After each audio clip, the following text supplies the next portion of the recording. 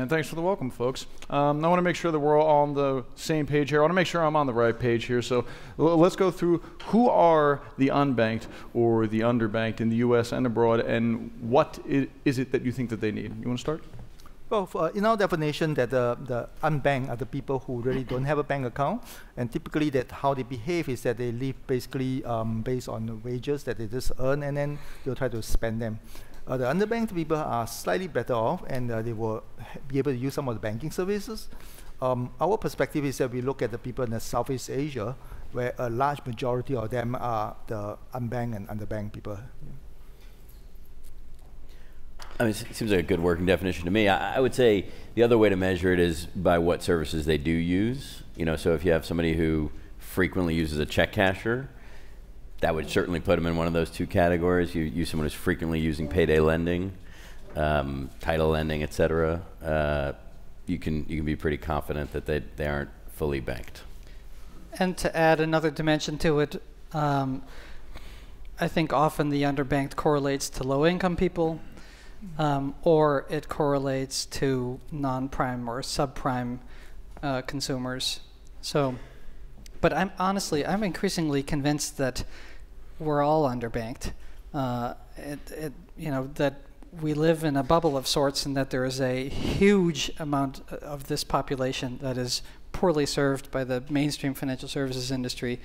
So I've started thinking about the underbanked in a much bigger way than whether they have a bank relationship or not, and that there's a tremendous amount of better optimizing that can happen in the financial services industry.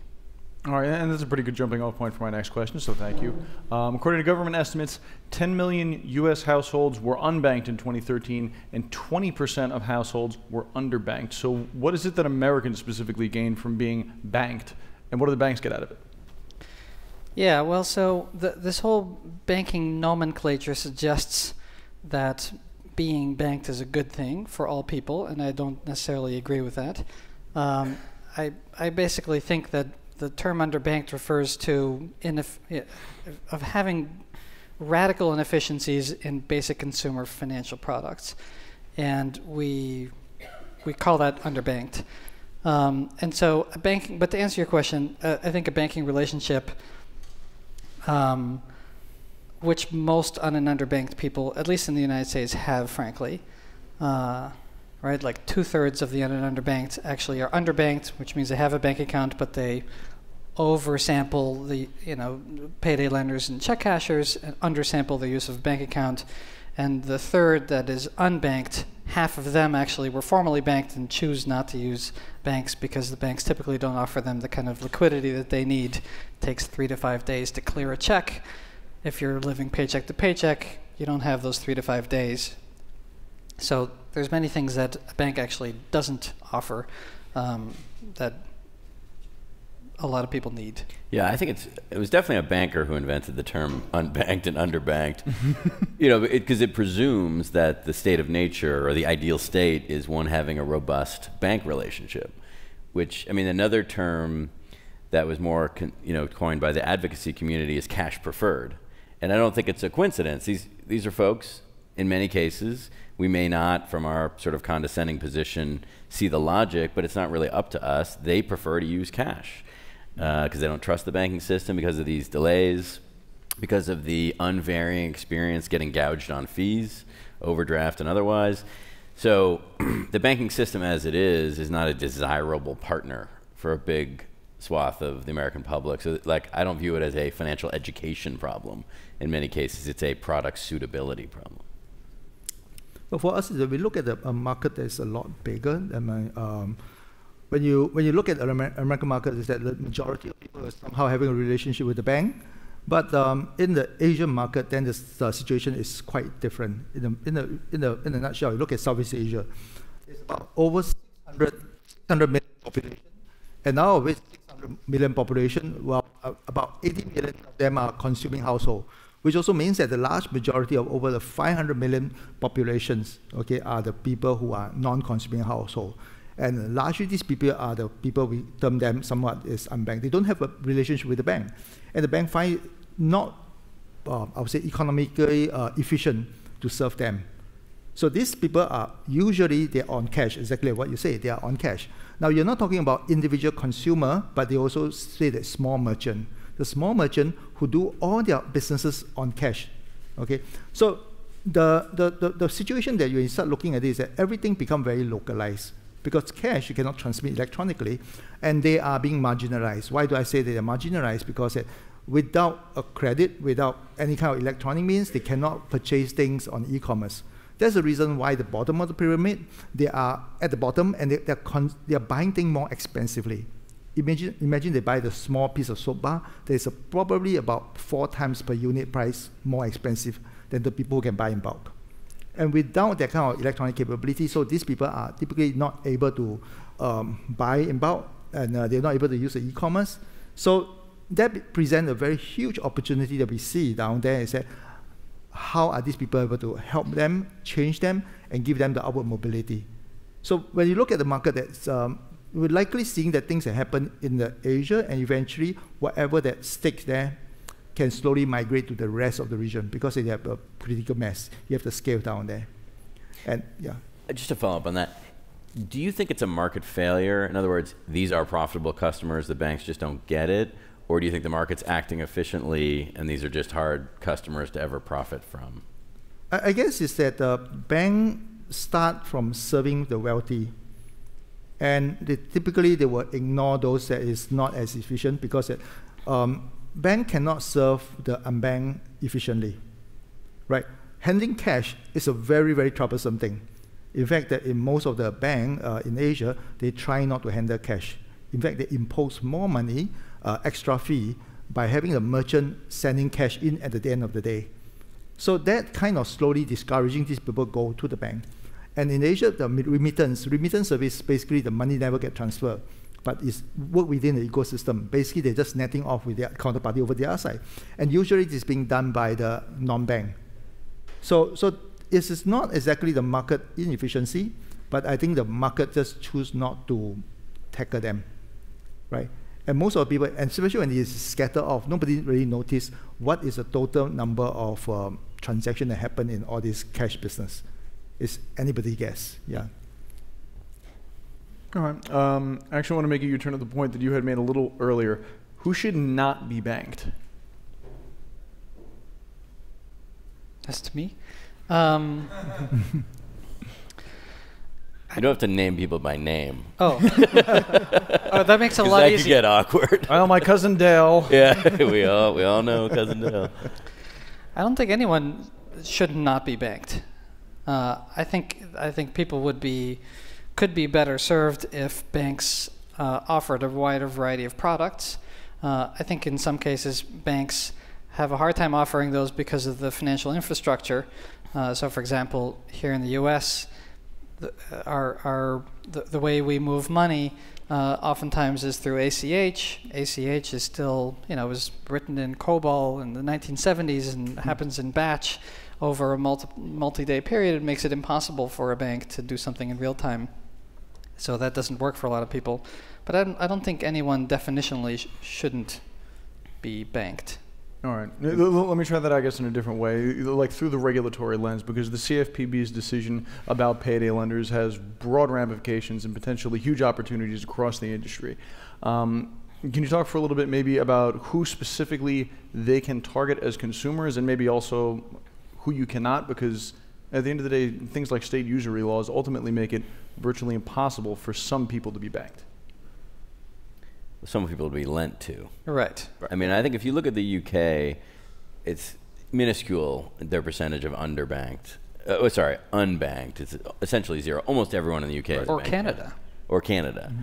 And yes, the demographics in the United States are different. We have certainly larger than Canada. We have larger immigrant populations, but the UK has an enormous immigrant population, and yet the cultural mores and the economics of banking, regulations around overdraft, timeliness of money movement, they've got a better system. So I would say it's proven logical for 90+% of British citizens to become banked. Mm-hmm. And as you note, it hasn't proven logical for near that percentage of US citizens. And again, I come to this assuming that people aren't making systematically bad decisions.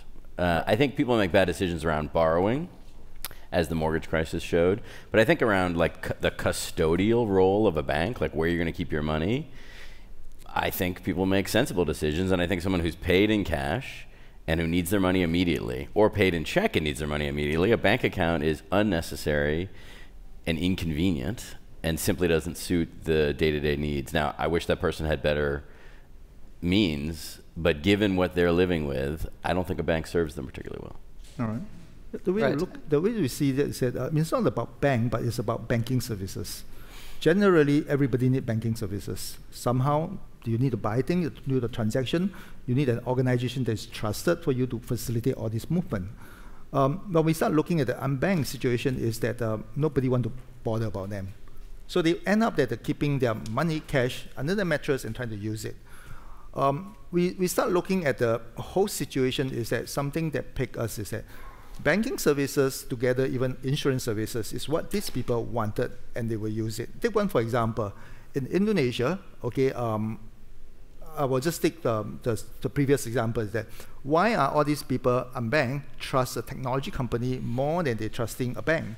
Because in their whole life, they usually are not touched by the bank. But they need the banking service, and they are usually touched by their mobile phone.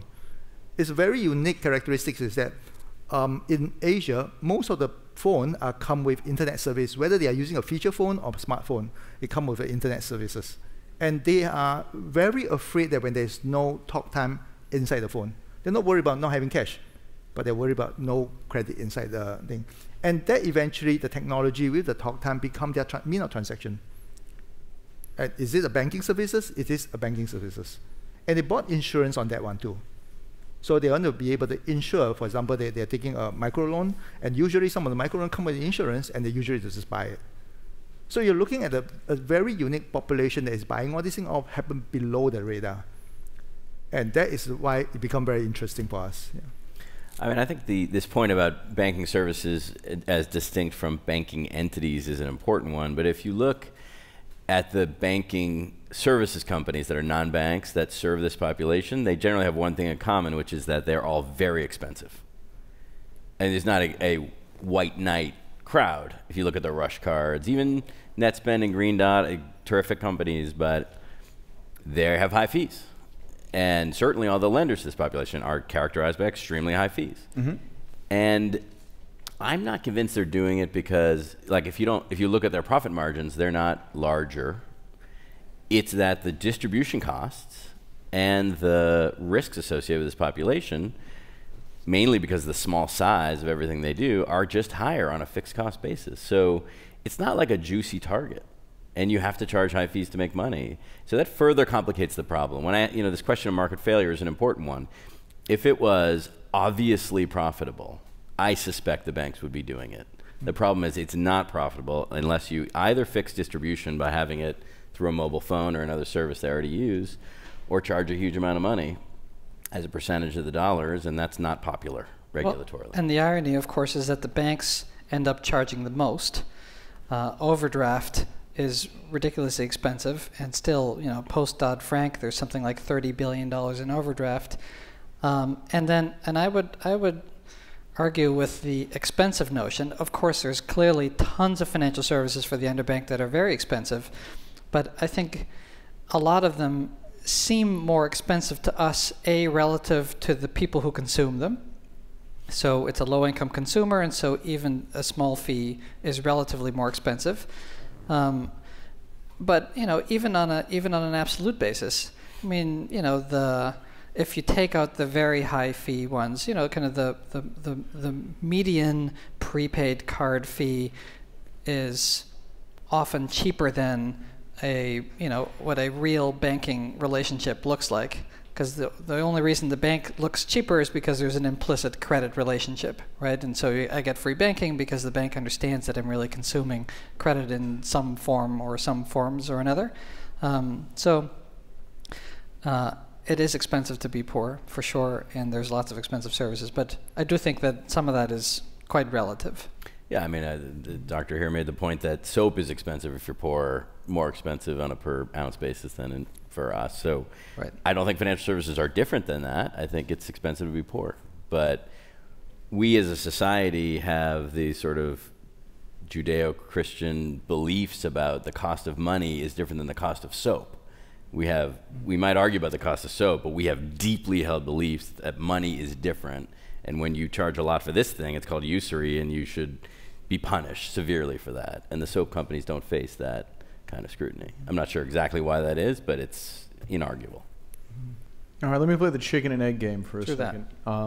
So there's a great deal of regulatory scrutiny being directed at the companies that serve the underbanked or the unbanked. But do some of the regulations effectively also serve as a deterrent? Or on the other hand, is that, I guess, an opening of the market for fintech companies to get involved in? Yeah, I've long felt that K Street is a street of unintended consequences, and that well-intended consumer protections often cut the other way.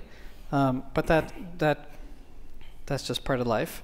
And clearly, financial services, everything we invest in is regulated, and I think that makes it much harder to get entrepreneurial talent into the industry because it's harder to do. But the flip side, to your point, is it also creates a competitive moat. And it is, like once you figure out how to work your way around the regulatory system, you have something that is more defensible than if you were just making an app. Yeah, I think in general, there was a period of time before, say, April of this year, when people, I think, forgot how the double-edged sword of regulation can cut pretty deeply. But I think people are remembering in a hurry that whether it's payments, lending, insurance, any capital markets business, whether you think you are or not, you are heavily regulated. And to me, and for the last 15 years, I've done nothing but invest in fintech companies. I think it makes them worse businesses. I think we should just be honest about that. Like, show me a software company with 100 in revenue and a lending company with 100 in revenue. I'll take the software company all day long. There's no liquidity risk, no credit risk, stable margins, recurring transactions. I mean, it's just better. You can build a really valuable lending company. It's not that it's not potentially a very good business. It's just that we should acknowledge that regulation degrades the quality of these businesses systematically and creates more risk. And then we should manage that, and we should value the companies that way, and we should act in accordance with these immutable facts. And I think we just went through a phase where people kind of conveniently forgot about that. Mm-hmm. And I think the folks at Lending Club and Zenefits would say, believe me, these facts are facts. We are all regulated. Let's not forget it. Mm-hmm. When we look at fintech, we always start looking at the regulation, that's for sure, because new technology typically will move at the fringe of the regulation because that's something that regulator may not be thinking of. When you mix the technology at the fringe plus the unbanked, what you create is something that's really potent because this is a group of people that typically are not the focus of the bank, so it's not the focus of the typical regulator. And in Asia, what happened is that the regulator begin to become very, very wary about it. So instead of having a very heavy hand way of regulating the whole thing, the regulator begin to start working with incubator and accelerator. Because that incubator and accelerator is where the fintech company are being groomed. So they sit in very closely together with them. They run office hour together with the startup, primarily for two reasons. The reason number one is they allow the startup to ask the regulator, can this thing be done? How can it be done efficiently? And also help the startup to understand why something is being regulated that way. For most of the people who are in the technology field, especially not in the bank, they would not know that why some of the things are being regulated this way, especially that from places like Hong Kong, Shanghai, Singapore, where there are so-called banking and financial center. And there is a certain agreement with other city, other financial center that some of things have to be regulated. So the regulator, when they sit down with the startup, they will be able to share and help them to understand all these things and eventually find a way to handle the situation. The second thing that they do very mostly is that, okay, if something that are totally uncertain, what they did is that let's draw a sandbox. They will create ad hoc sandbox. London did that, as well as Singapore did that. So draw a sandbox and try to operate within this space and see what is the outcome. So when we deal with the unbanked, especially, these are people that nobody look at them. So when they start using the airtime as a mechanism, do you consider airtime as a currency? Because technically speaking, if airtime is being converted as airtime into minutes, it should not be called as currency. But in a telco, the airtime is being charged as a minutes. Only when you start using it, then you convert. So literally, that is a currency. So now you create the complication. Should the telco be a FI, financial institution? So those are the complications that happen, and the regulator would basically sit down and say, okay, can we just do this one until we reach certain size? So that allowed things to happen, and the regulators are watching. But I don't think we have come to any conclusion yet, but things are slowly moving. And the U.S. regulators can learn a lot from what's happening in your neck of the woods as well as in the UK. Mm-hmm. There is the slight opening with the CFPB to do so, and when it was created, there was a specific mandate that it not just be an enforcement arm, but that it also have a fostering innovation component, which is called Project Catalyst. Sadly, it's fairly anemic, but there is, I think, the propensity to do similar testing like you discuss here as well, and I think that would be really valuable. And they've offered some things like no action letters, right, which is effectively your sandbox thought that I think is quite powerful. But it's very, very hard to build a business around that, right? This usually becomes a testing ground for a large incumbent to try something around disclosures or something like that. It's really hard as a startup to use a sandbox in an effective way. Like what venture capitalist or anyone of half a mind, which no, exactly that's the point. There is high risk. So what Singapore did is that they put together about $200 million as a grant. So that will allow the fintech company to work with the bank to test out some of the idea. That is actually work in retrospective, because initially sandbox seems to be a good idea. Exactly that's what happened, that everybody said that should I take the risk, because it is a huge big experiment. And so the grants come in and people begin to start seeing that should we try? Because the philosophy behind is that if we don't try, we never know. So trying become a norm in this particular space. And that's a regulator's grant? So the regulator actually has money that it can say, here's a sandbox and here's some dollars, go and try? Yes. Cool. I mean, to your Let's point. get some of that. Right, to your point, which is not a comparable situation here in the U.S. I mean, so 2 more points about that. In my mind, the worse than the CFPB for startups is the 50 states. And if I could wave a wand and solve one regulatory problem, it would be the insanity that a payments company is regulated in Kansas. Insurance company. Or an insurance. I mean, those are the 2 biggest problems. Right. Broker-dealers are more national, but insurance is hideous, but I have more payments companies. Like, it is... Same. Like, I feel like Thomas Jefferson is responsible for all of this. I mean, it is such a outdated notion that payments is not a interstate commerce, issue. The second thing I'll say, though, is I think the CFPB is running an experiment right now around payday lending, which is to say, okay, we have this industry. Obviously, people seem to want it. They're using it. I don't have any investments in payday lending companies, nor would I, but we can agree that people are choosing to use this product.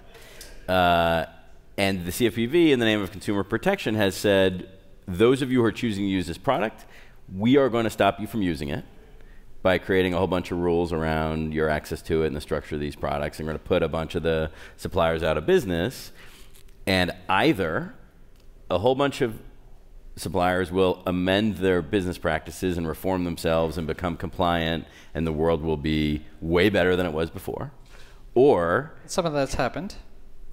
And some of that was happening already. Or the level of payday lending will drop by 80% or go offshore, and people will need alternatives. If the idea is that the U.S. underbanked consumer will notice this regulation and say, boy, that emergency medical situation I was about to have, I better not have it.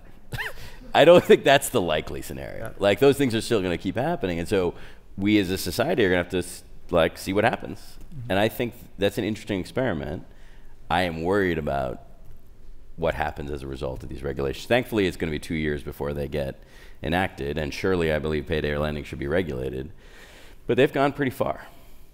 And I mean, there's going to be an interim period where the underbanked community is really in flux. I mean, if all of a sudden every payday lender is shut down on every corner, I understand the argument of social good for it, but again, at the same time, it's going to put somebody out in the cold. Someone might miss their rent. Someone might, go without food. And I think that's totally counterintuitive to what the legislation is intended to do.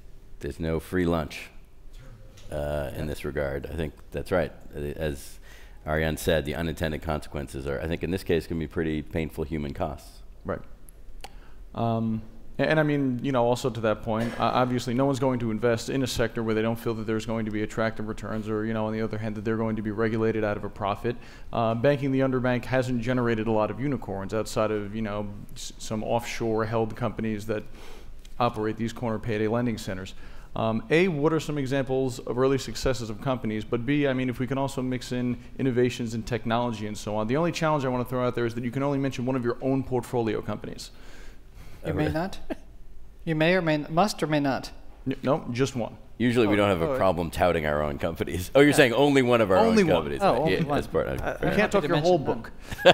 Got it. Only part of my book. You start. You're familiar with the...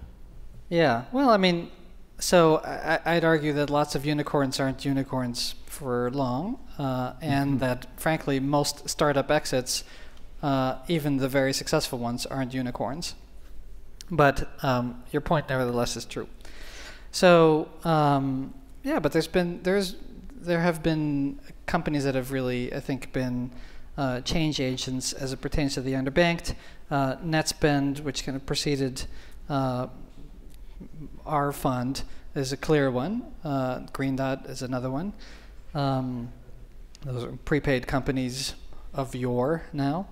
I mean, in our portfolio, a company that I think is really an exciting counterpoint to payday loans is a company called Opportune, which basically makes loans at 1/10 the price of a payday loan, and much more importantly than price, and everyone gets so excited about 3-digit APRs and a 2-week loan, which is an intellectual non sequitur in my mind. But nevertheless, these loans are responsibly structured. They report people to the credit bureaus. They're fully amortizing. They're testing for affordability. They're doing all the things that a good lender is doing, but for a non-prime customer, and they are growing like a weed. So that's a positive example in my portfolio. Yeah, I'll stay away from my portfolio, but I'll point out two companies in the remittance space. So Zoom made the decision to compete with Western Union and MoneyGram by focusing on at least moderately banked senders. This is a remittance company who had a bank account and could connect it online to fund a remittance that was going, generally speaking, to a definitely unbanked international recipient. And they bet that trend was going in the right direction, and they were right, and PayPal bought them for 700, 800 million. And then Remitly, basically making that same bet with regard to mobile, saying that there's enough US-based immigrants who have smartphones and have bank accounts and want to send money that way, and they're growing like topsy. Not yet a unicorn, but certainly valued in the hundreds of millions. So I think that as each wave of technology comes along, I think we have a pattern now where the incumbent financial institutions are not the first to adapt. And so it creates an opportunity for entrepreneurs. What we see is that the very interesting is that fintech companies are very much tech instead of fin. So they have a lot of technology playing with a hell lot of cryptographies and mathematics, etc. But they have very little information, knowledge about financial. So most of the time when they started, it's a few gig and is looking at some situation and then making some assumption that this is something worth solving. In the accelerator situation, that is what we learn, and we begin to start putting in domain people from the bank, inviting the bank people come in to start coaching, mentoring all these startups, and begin to see some of the shift and change. Largely, it's because these two domains usually don't interact. So by forcing them together, we have two impacts. The one impact is, of course, that the fintech company begin to understand the bank a lot better. They know what is the constraint and how to go about solving it, what are the possibilities of solving it. That means that literally using an external eye, start looking at what is happening inside and start changing it. The other unintended impact is that the bank, especially those mentor the startup, begin to feel a little bit more creative. Somehow they rub off and they're working in the co-working space, they begin to feel like a startup. In fact, we have some of the bank so-called executives decided to just quit and then start a company and recruiting some of the tech guys to start building something. But when we start looking at the both of them, they said everybody, number one problem they are looking at, other than KYC, which is largely a trust issue as well as a regulation issue. Almost everybody want to do is payment, right? Payment in all kind of form of payment as well as remittance. So we realize this place is a little bit crowded, but we begin to start focusing on the fintech company in other areas. Other areas such as company share structures, using blockchain as a one form of register a share. The other one area is actually working on credit history. A lot of the underbanked and unbanked, they literally have very bad credit history. Places especially like India. India have a lot of the... a bad history or just no history? Bad history. Because somehow they will borrow money here and there and may not be able to pay back on time. It is not that they do not want to pay back. It's that they're not paying back on time. So helping them to clear that credit history become very important. So a couple of startups that came from India that we coached them, and eventually now they are back there. They're doing quite well because by using technology can help these people to start seeing that what is a better way of clearing the history, right? Pay up which particular loan that they have so-called get stuck somewhere. How do they work through the whole system to earn back the credit history? So this is some of the area that we are looking at, and we are invested in. But anyway, we are still working on this area for the last 2 years only, so it's still early to say that there's anyone that will eventually become a unicorn. But of course, the valuation increase is huge.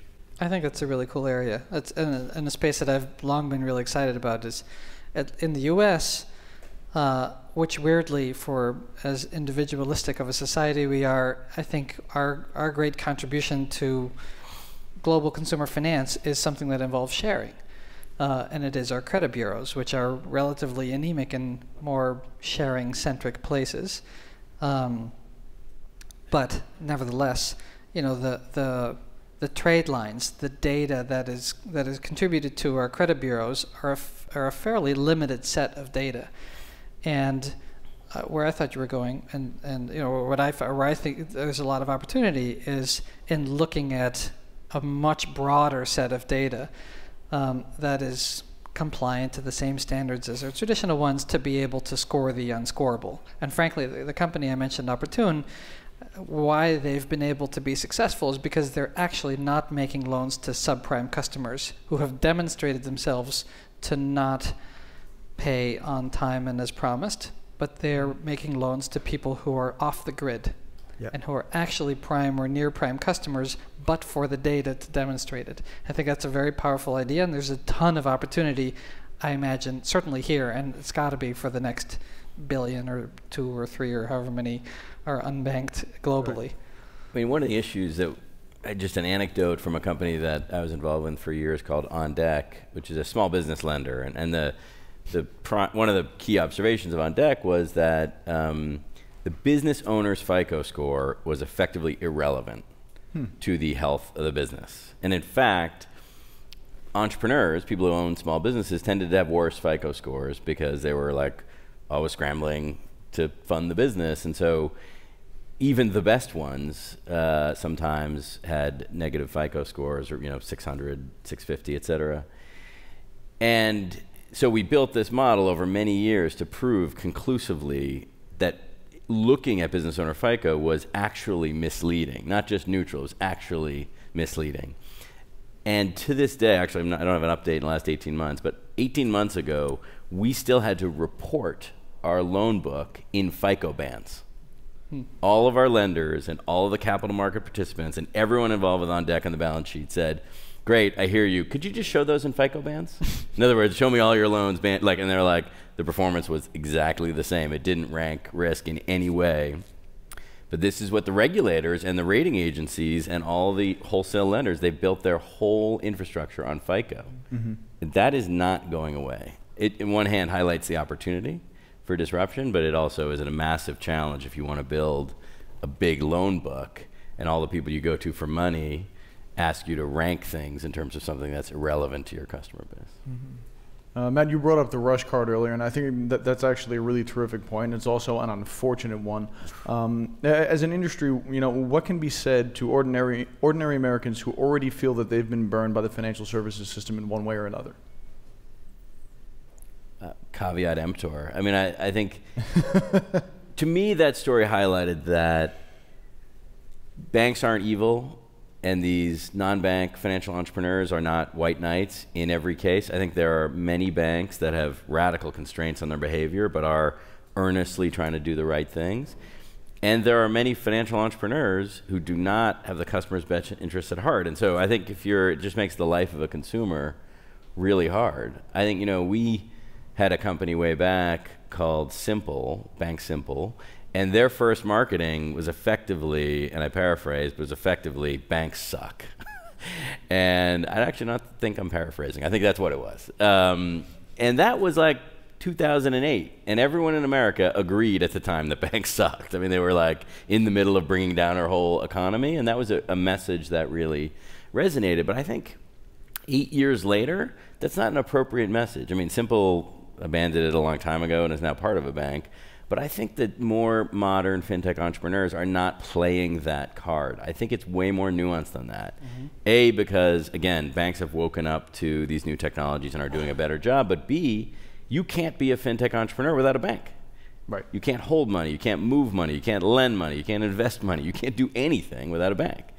So saying they suck is a mixed bag, I mean, whatever marketing leverage you get out of it, you're pissing off a lot of people who are instrumental to your business. Right. So I think, consumers need to be wary of black sheep of both types and aware that there are white sheep in both categories. Well, a lot of time you look at it, is that it's actually sentiment issues. It's not really a lot of them, it's factual.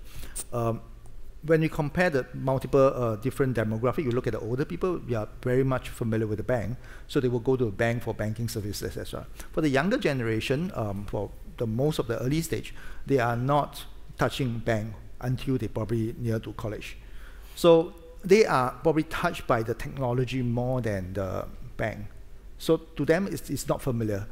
Plus that during the financial crisis, everybody demonized the bank and saying that, hey, all this thing is all caused by the bank. So when we start looking at that, they said, we look at the millennials, especially a younger generation, they said, forget about the bank, I'm not going to save my money in there, I keep my money elsewhere. So that is the kind of sentiment constantly we see that. But factually, do they really hate bank, or do they really think that bank is evil? I don't think so. They just have a less inclination to use it. They do store the money in the wallet. They store in all kind of wallet. They put the money in their so-called Apple Pay and all these other accounts. So they are using banking services, but they are just simply not so familiar with the traditional bank. So it's quite a question of mind share. It's a question of how the media and all these things that they receive, and that is the outcome of it. So sometimes we even consider that, well, the search result influence how people think about a particular product and services. Because these young people, the very first thing, when they have a question, they don't ask people. They will just go and search. Be it that you use Bing, you use Google, whatever the answer they come out, they will influence them. So a lot of time when we start looking at how the bank is able to recover from these situations, they really have to start working on the marketing. It's basically a lot of time it's a perception. But we do know that they use all the banking services. Yeah, I mean, I'll add to that. I think relative to 15 years ago, as consumers think about a financial service, whether it be payments, lending, investing, insurance, 15 years ago, the default was that whatever the appropriate regulated financial institution was, that's where you went. You went to a bank. You went to the broker-dealer or the investment bank. You went to your insurance broker. I think it's now sort of game on that you would consider a non-regulated FI. I think there has been a fundamental change in consumer sentiment driven by these so-called millennials, driven by the financial crisis, driven by the preponderance of technology, that like a 25-year-old looks at Acorns and Robinhood and E-Trade and Merrill Lynch, B of A, and says, well, let me see which is best. Let me see which speaks to me. Whereas that 25-year-old 15 years ago myself, I might go with E-Trade because I know they're a broker-dealer. I'm more likely to go with Merrill Lynch. I'm definitely not doing something I never heard of just because it's got a nice logo and a good look and feel. Right. So I think that is a fundamental sea change, which is to say the default option of the regulated FI on the street corner is definitely still in play, but it is no longer the default option. It's terrifying for the regulated FIs who've been building branches like crazy and things like that. Great for the consumer that the consideration set is wider. All right. We have to give some time for the audience to ask questions, so I want to give them that opportunity now. Our questions will be coming from somewhere out of the back. Fire away if you'd like. Yeah, some questions from the audience. You talked about cash-preferred groups who may not trust existing institutions. What are some of these startups and companies doing differently to establish that trust where banks couldn't? And does that inherently prevent them from scaling? I think a lot of time is that it's so-called habit. In a place where the credit is not easily available, take for example Jakarta or Indonesia, the number of people who own credit card is very, very few. So the natural way of transacting, it will be through cash. So that become a habit. I mean, as compared to what you see down here in US, that you literally go anywhere, you buy anything, you just swipe your card, right? So in terms of technology-wise, converting a card into, let's say, using a mobile phone to pay is probably more difficult as compared to those people who don't already have a credit. So a credit happen in the mobile phone become a lot easy. So the adoption, it become easy. Take for China, for example. China, 支付宝 as well as the basically Alipay. Why is it become very easy for people to use it? Because it started off as an escrow service. Escrow service, so people are naturally just be able to put the money in the particular service through their bank transfer and not through credit card. So that developed eventually into his payment service. Same thing for this Tencent, where they start playing with what we call the red packet hongbao. And that is actually not a credit service, but every individual just put the money in down there. So converting from a cash without a credit into a credit system become easy. For the places that you already have a credit card, getting the people on board become very difficult. So it's a question of a different ecosystem, different way, and a lot of times it's actually the habitual. Yeah, I mean, Ariane's more specific with more current with the psychology of the U.S. Cash preferred consumer, I would guess. But I wouldn't have said that trusting financial institutions was the primary barrier. I think it's actually the utility function of working with a bank, mainly related to timeliness and fees. I think they've come to expect that the funds will be available in 5 days and they need it available that day, and that if they ever make a mistake, they're going to be charged a ton of money. And so I guess that's trust, but it's really not that they're going to get misled per se. I'll tell you, post-CFPB, hidden fees are not like a thing anymore. I mean, there's no hidden fees. I think it's just that the overt fees, the actual economics of working with a bank, don't work with their lifestyle. And I think solving that problem is extremely challenging. I mean, acquiring effectively a DDA customer, a checking account customer, costs the bank $400. They only do it because they make money on that person's mortgage 7 years later. For a startup that's going to be acquiring effectively DDA customers who have very little money, who are not creditworthy, it's got to cost them 1/100th that amount if they're going to pay off on that customer acquisition. So I think it is an issue with scalability. Trust isn't the number one. Weirdly, the number one reason why the underbanked don't bank isn't even product fit. It's their perception that they're not making enough money. They feel excluded.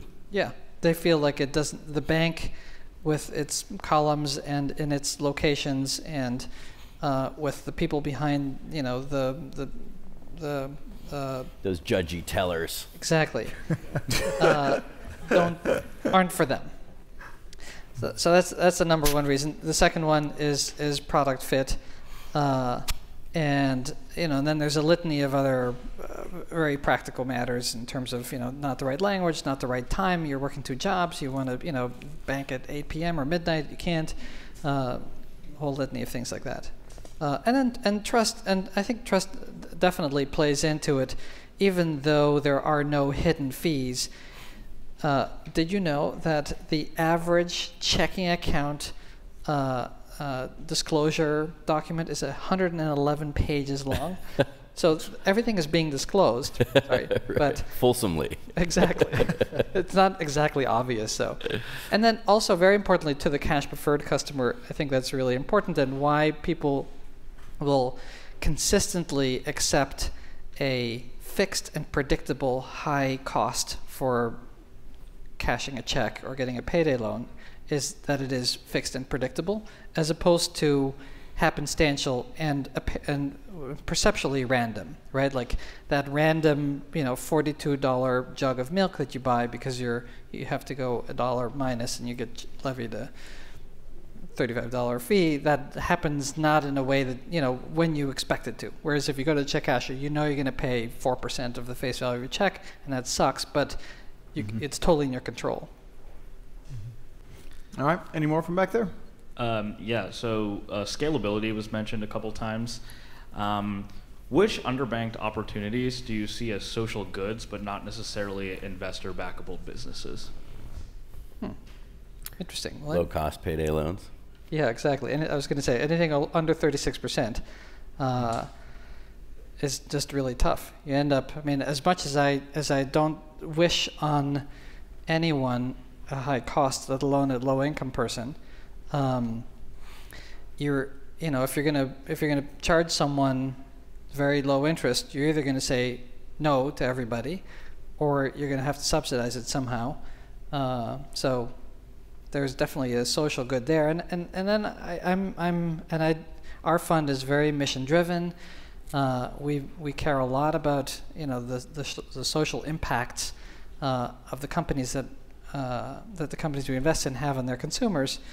I find that the socially driven folks are extremely willing to take very, very low cost that doesn't scale in the least. And so they're happy to serve 100 people very elegantly and beautifully and platonically pure.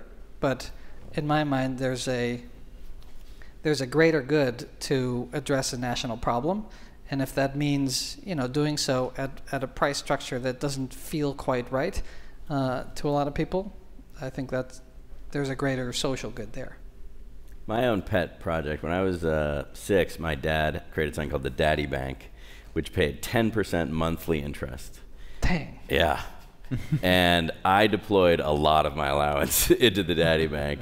And I will say that, people talk a lot about the underbanked and unbanked, and we should save them from borrowing too much. I think the flip side of that is even more important, which is teaching good habits of savings. Mm-hmm. It prevents the other problem. If you have a habit of savings, you don't get in the emergency fund need.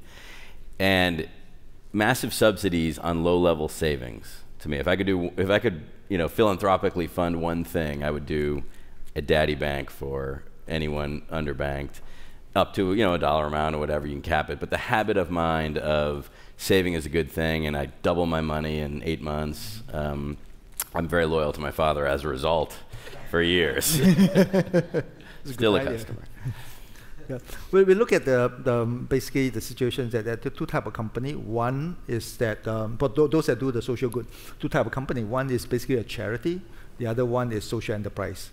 Now, social enterprise, we'll look at the enterprise first, because although they are addressing a social issues, but if they are not self-sustained, exactly what you say, that if they are not able to scale, able to keep themselves alive, then it is probably not worth doing it, because after you work for a little while, and just when people get used to the new product and service, you just have to close down. So actually you do more damage than good.